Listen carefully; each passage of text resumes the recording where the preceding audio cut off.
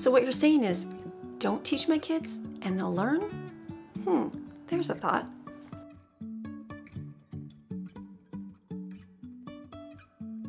Hey guys, hope you're having a great day today. Today I'm talking schooling.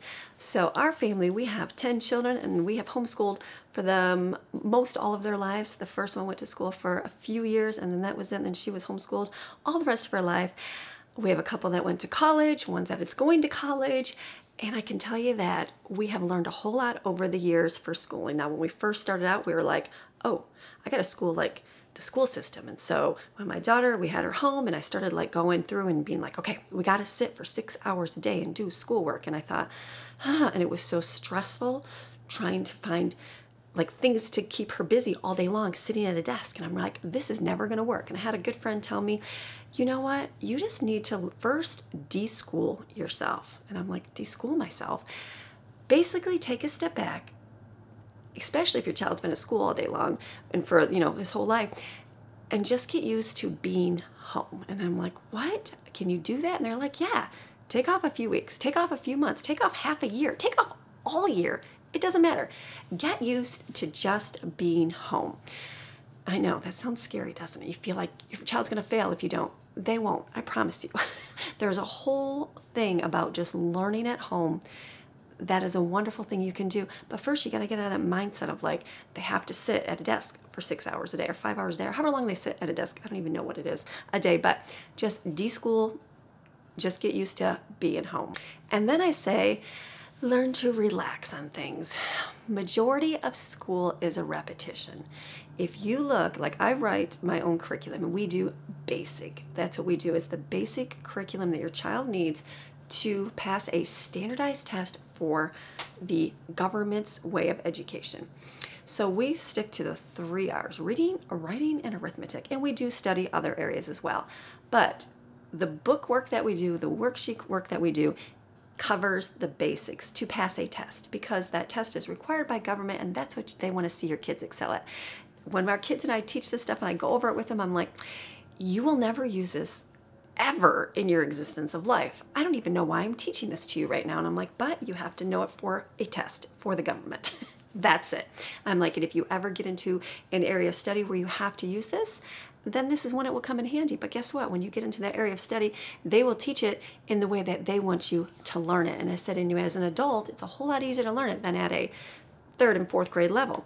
So if you look at schooling in a whole, when I started doing writing kids' schooling books for my own kids, I realized that every year is repetitive. Repetitive, repetitive, repetition, repetition, repetition. If you did no schooling from the time they were little until about 5th grade, guess what? You could do 1 year of school in 5th grade and catch up on everything they had to know in their elementary years.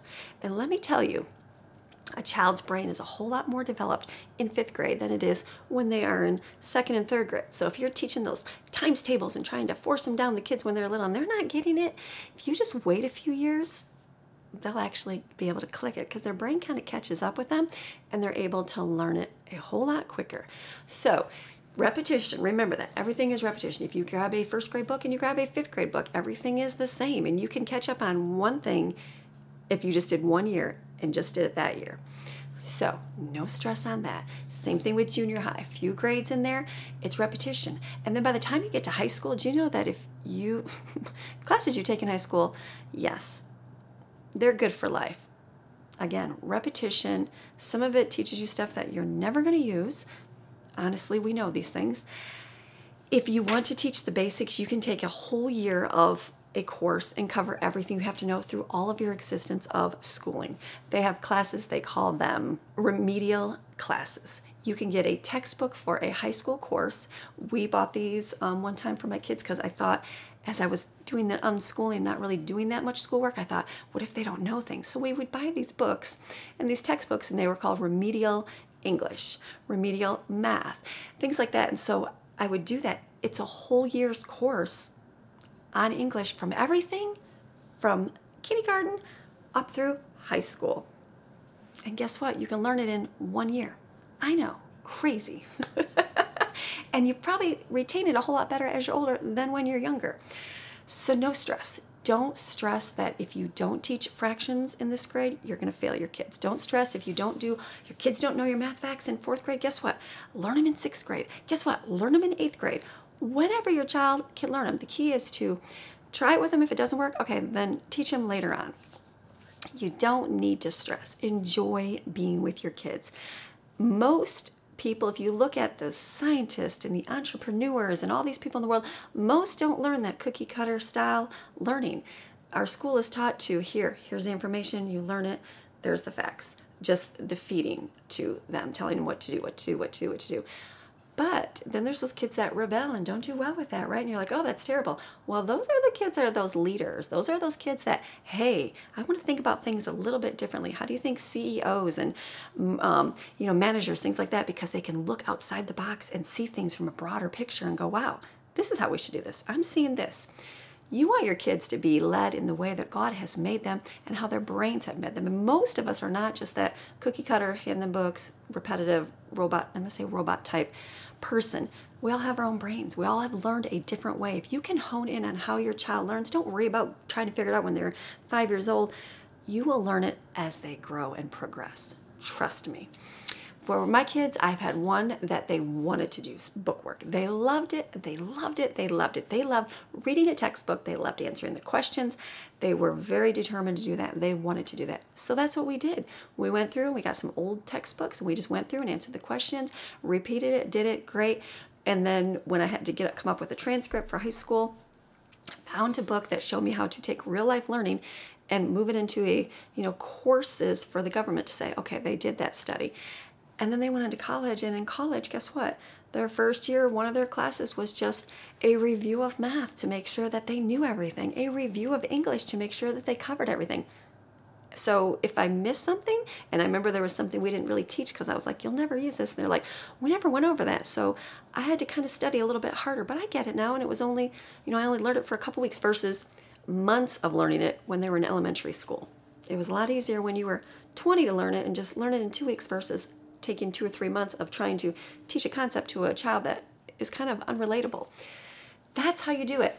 Then I had another one that came along and they're like, they didn't want to do college, but we tried all the formal things. We did the math classes at home. We did these things. We did the trig, and they didn't care at all because they were not able to relate it to real life situations. Then the child got older. They were a hands-on person. That's the work that they do. And they had to learn trig, and they're like, I don't get this. How does this work? Well, they ended up talking to their leader at work, or their boss at work, and their boss was able to show them trigonometry in the realm that they needed it for their job. And then they came home and they had to study, and they had to study and work hard. And guess what? In a few weeks' time, they learned all they had to know about trigonometry for their job. I know, there you go.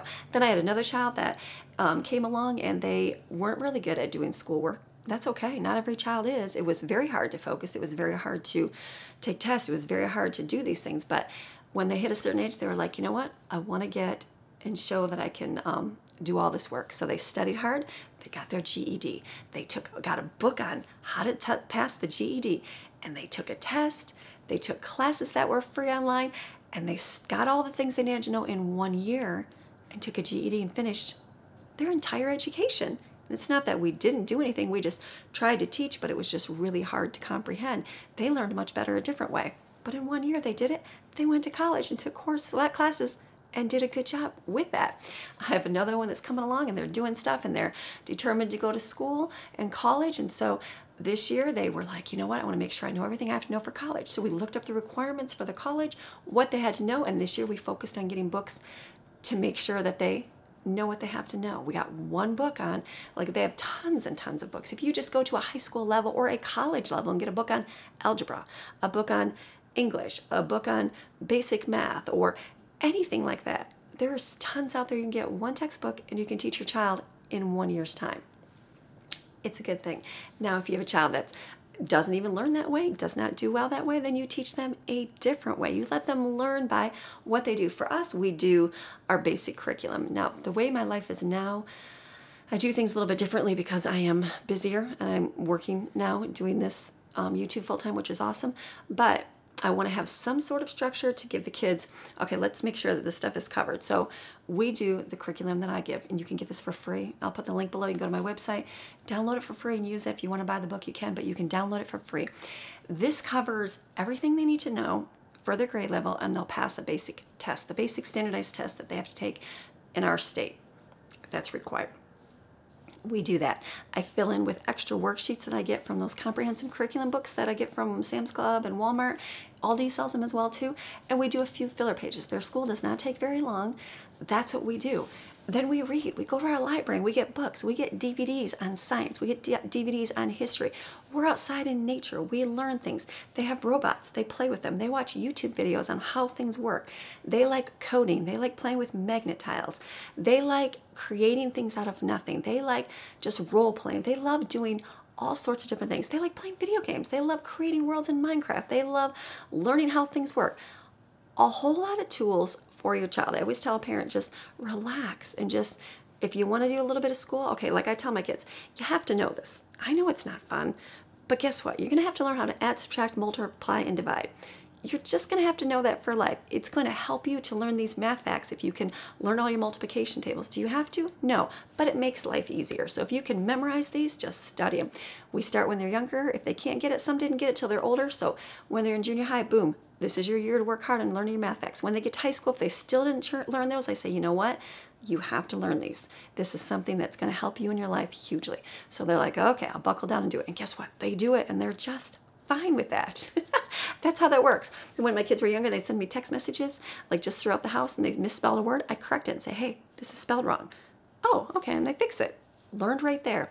We talk about political events. We talk about what's going on in the world. We do health. We talk about the importance of eating healthy, preparing foods, exercising, all those things. And what happens if you don't? We talk about the dangers of using drugs, the dangers of smoking, the dangers of, alcohol, things like that. Real life learning. That is the approach that's going to get your child so much further in this life, especially now. Schools, your kids go to school. Schools teach you what they predict the future is going to be like. That's what they do, what they hope the future is going to be. Well, let's talk to people last year that have been studying for their career and, hope that that's the way the world was going to go. And then boom, all of a sudden lost their job. And now what? What are they going to do? Because of the pandemic, and they were forced to be home. Wait a minute, if all I know is this, how am I going to learn to do anything else? Well, if you can teach your child how to, this happened, so let's find out a different way, adapt and overcome. Let's try another method for doing something. If you can get their brains to understand, okay, this didn't work out this way in your life, so let's figure out a different solution that we can do. And that goes with just learning in life and having normal things happen and going, okay, let's figure out what else we can do instead of this situation. What could we do instead of this? Get their brains in that logical thinking of like, this is what you can do. We can just change our mindset and do something different. Help them to see others when they have viewpoints that come up and they just feel like this is the only way in life. Go, okay, that sounds good, but let's look at the other side. Let's look at the other person's viewpoints. Help them to rationalize and be able to see situations and look at the other and go, oh, okay, that's the other point. So they can discern different viewpoints instead of just being one-sided and saying, this is the way for everything. It helps to learn the other route as well. One of the things I remember when someone told me, especially I had a few that just learned completely different than the others. And I remember thinking, they're never going to learn. They're not reading at kindergarten level. They're not reading in first grade. They're not even reading really well in second grade. What am I going to do? And guess what? If you just wait and you work at it a little bit each day or each week, guess what? They all learn it eventually. There's not too many people that are 18 years old in life that don't know how to read. There are except few. There aren't too many that don't know how to write. There aren't many that don't know how to add, subtract, multiply, and divide. There are ones. And guess what? They can be taught, and they have classes for that when they're taught. If you just expose it to them. I know I've had some that were really hard to learn reading, and I just push. We got to learn this. We got to do this. And I realized, you know what? If we just do a little bit each day, it's much better. Teaching reading, I think, is the most stressful thing in the world. For me, I don't like teaching it. But I've learned that if you just take 10 minutes every day, 4 days a week, your kids eventually learn. They may not learn it in kindergarten level. They might not learn in first grade, but eventually it just clicks and they get it. I've had ones that I did not teach at all anything to. They just weren't into reading, but they played video games and they did those really well. Guess what? But they'd have me read the screen on the video game for them, and that is how they learned to read. And that child is a really good speller, and that child is a really good reader. And I'm like, that's so crazy, because they never learned phonics. They never learned those rules, but they learned by playing video games. And then I had some more that they just learned all on their own. Boom, they were done, they got it. They're excellent readers. They're excellent at doing things, but I never really taught them anything. And so I'm like, okay, interesting. Then I have some that struggle a little bit. So guess what? We just work a little bit each day. Put a little bit of time into it and just do a little bit of slow. Eventually they get it. Take a little break from it. I remember looking at it and going, okay, they're really struggling with this. So in my mind, I thought, I'm going to work on that a little bit more this year. And then I didn't do it for a few weeks. And then I went back and I'm like, and I went, wow, look at their progress. They're actually really good at that now. And I'm like, all that stress of trying to, like, they're never going to learn these things. And then they actually do, by taking that pressure off and just going, that's fine. Let's just read together. I'm going to read this book to you. Put an audiobook in and listen to an audiobook instead. Maybe your kids just don't like reading regular textbooks. That's okay. Books or fiction books. Get an audiobook. Get a comic book. There's so many different kinds that your kids can read, that they don't have to be like the traditional books that they have out there, because not everybody enjoys reading. So once you take that stress out of like having to learn it, it gets so much easier. When your kids see you stressed and they don't get it and all you're doing is getting frustrated, it's never going to go over good, because then there's that pressure to perform, that pressure to do good. Take that off and just go, okay, let's do something different. If they really don't get math facts, step back and go, that's okay. Do a little bit every single day, a little bit every day. Repetition of it, guess what? They will eventually get it. No stress on any of that. It just takes working consistently, just like for you. If you weren't a really good baker, guess what? If you baked a little bit each week and learned to make bread and failed at it the first time, and then did it again and learned from your mistake, failed at it again, and did it again the next time, and then, oh, okay, wow, this is getting better. This is getting easier. You learn as you go. Everything in life is the same way. You're going to fail and mess up on a whole lot of things, but guess what? You learn as you go. Do you not? Yes. Cooking. I've had many cooking fails in my life, and then guess what? I'm learning as I go, and I'm fixing them. There's so much out there just by trial and error in doing. They gotta be shown not to be afraid of mistakes and just jump up and do, hey, let's try it again. Let's do it again. So take the pressure off you, take the pressure off your child, and just encourage them in what they're doing. When they do good on things, encourage them. You did really good on that. You really tried on that. You're doing a great job. Keep that positive motion going in them. You're going to see much better results than the one that's like, oh, you're doing a bad job. If you would just get this, I don't get why you're getting this. Never take that approach with your child. They are never going to get anywhere doing that. But if you have that positive, all right, you're going to get this. Don't worry about this. It's okay if you're 10 years old and you still don't know how to read perfectly. You will get it one day. Not worried about that. You're smart. You're bright. You will get this. You're learning a whole different round. Look how great you are at putting this together. Look how great you are at in this. Look how great your skills are in welcoming people. Not everybody has the same giftings. And you have to remember that we are all made different. God did not make everybody a cookie cutter approach. Otherwise, we'd walk around like a bunch of zombies. Is that a good word to use? And we're not. We are all different. We are all creative. We all have different skills and different assets to bring to this world to make it complete. So let your child thrive in the one that they are in, and don't stress. You can absolutely do nothing. Yes, you can absolutely do nothing with your child, and they can still be a successful adult in life. Go research unschooling. Don't take it just from me. Go do some Google. Go look at people that are well-known that have been unschooled. Look at the ways their parents let them learn in life, and look at how successful they are. Look at how they're successful in their field. Most inventors, most people that are very good in a different, musically talented, things like that, is because their parents let them explore that avenue when they were younger. And that is where they bloomed, where they were at. You can do the same thing for your child just by opening up and going, okay, I got to get out of this cookie cutter approach and let them learn these things in their life. That's how we do schooling, and that's how we've done schooling, and it works for our family. We could pretty much, if we just did nothing the way our life is now, I feel like I wouldn't be as structured to get them to learn things. And so that's why we take the approach of using some workbooks for their school. We do that up through junior high, and by the time they get to high school, I say, okay, what is it you want to learn? What do you want to learn more about. And I know I've got one that's learning social media, and they're learning all aspects of social media, and it's open doors that they're doing social media for 3 different groups in our area, and it's getting some real life skills. They're doing it for free, but they're learning skills. They're learning how to design things in Canva. They're learning how to post things. They're learning how to word things. They're learning what things interest people. They're learning marketing and business skills. They're learning a whole lot of skills just by taking on something and going, oh, this is an opportunity for me to learn right now. That's how you do it when you're with your kids and they ask a question. Like I know the other day my kid said something and I was like, you know what? I don't know. So that's a question for Google. Why don't you find that out for us? Because I don't know all the answers. So they went and they Googled it and looked some information up and had to do a little research, came up with how things work. And I was like, there you go. That's your answer. That's very informative. Thank you for teaching us that.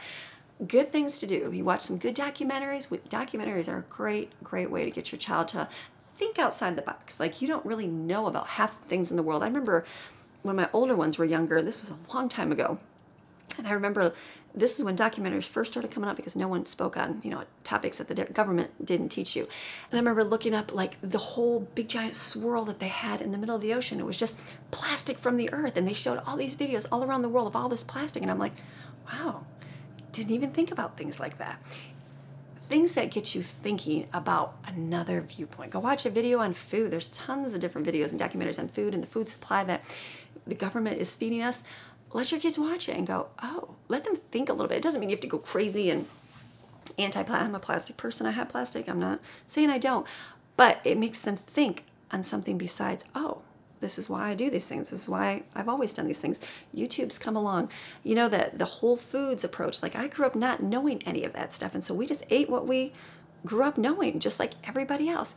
But then there was this whole world of Whole Foods and, eating natural foods. And I'm like, oh, like I didn't even think of things like that because wasn't my culture. It wasn't what I was grown up and used to doing. But YouTube now has come along and it shows you a whole new realm of things in the world. And so to be able to show your kids that and learn from it, that's a great thing to do. And a lot of you sit there and say, well, there's no time. I work full time. I get that. I work full time too.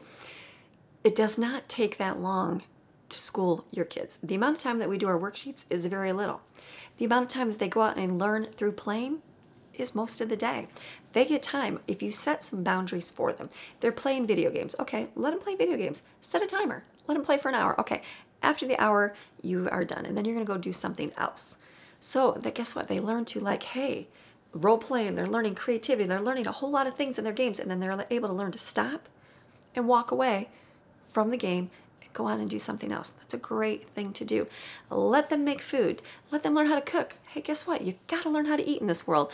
You can learn a whole lot in math in cooking. You can learn a whole lot in science about cooking. All those things if they just get the time to do that. Cleaning the house, doing chores, all those things to teach responsibility and things in life.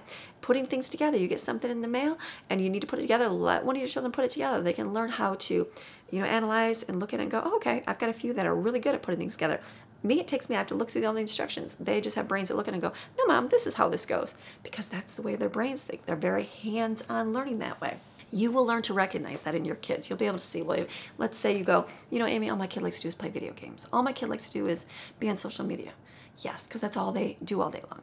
So you've got to set some sort of healthy boundaries for your children. For our household, my kids wake up. Do they have to wake up at 7 o'clock in the morning? No, they don't have to wake up at 7 o'clock in the morning. Sometimes we do. Sometimes we do get up early. And guess what? They do it and they're able to do it. But do we do that every day? No, we don't do that every day. But we do have a time. Hey, be up by this time. Let's be up by at least 8:30 or so in the morning. Let's get up. This is what you have to do. They know the requirements that they have to do in the morning before their fun social media time or fun internet time. So they know, get up and follow these things. This is why we do those things. Help contribute to the household by cleaning up, doing your chores, get your schoolwork done, and then let's go over it. Let's go through anything more that you have to do. And then boom, you are done. You're free for the day. Oh, that's it. Yes, that's it. And then guess what? Go learn something else. Go play with your sibling. Go outside and create something. Go out and plant stuff in the garden. Go research this. Whatever you want to have your child do. You don't have to come up with creative things, but just life is creative in things that they do. Learning how to, play, like playing games, hugely. It doesn't matter what game it is. Just playing games together is a great thing to do with your child. Let's say you got to work all day and you can't. Okay, good. We'll set up different time things for your kid. Okay, from 1 to 2, go ahead and do your internet time for that. But from 2 to 3 or 4, I want you to work on something else. Give them some craft stuff to do. Let them read, let them play, let them do something else. Give them something that they can creatively do in their lives. It doesn't have to be very structured all the time, but just a generalized idea. And hey, if you got to leave them for 3 or 4 hours because you got to work, hey, go ahead. Go ahead. And then maybe they'll do that for a few days and just scroll on YouTube and doing whatever they want. And then maybe you can come up with a few things and say, okay, so tomorrow I want you to look up a few things on, or watch this documentary on this, and then tell me about it. Find a documentary that interests you. There's a bunch of websites that have them for free. YouTube has them for free. You can watch how it's made for free. You can watch a bunch of science ones on here for free. There's tons on here. Just got to do a little bit of Google. So much you can do for your child. But the key is just relax, step back and go, okay, it doesn't matter that they're not sitting for 6 hours a day. That's just the structure the government wants you to do. And we know that we have to raise up children to be different than what the government wants us to do. There's nothing wrong with complying and obeying rules and obeying the laws of the land, but to think differently than what the system that they have set up for us is a good thing to do for your children. So, all right, I've talked and talked and talked. I hope that this has answered some questions for you, given you some tips and advice.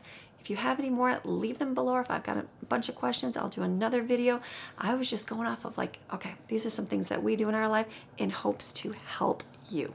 All right, so I hope this video gave you some tips, some input, maybe a little bit of stress relief in your life, and knowing that, you know what, your kids are gonna be fine.